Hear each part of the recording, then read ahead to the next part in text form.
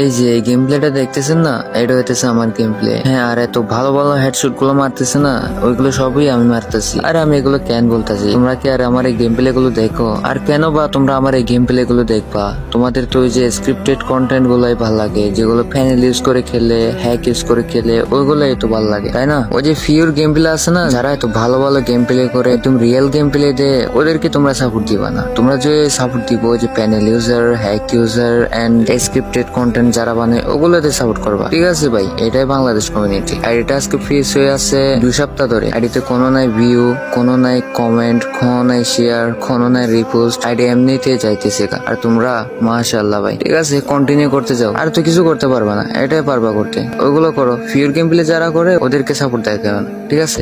আল্লাহ হাফেজ।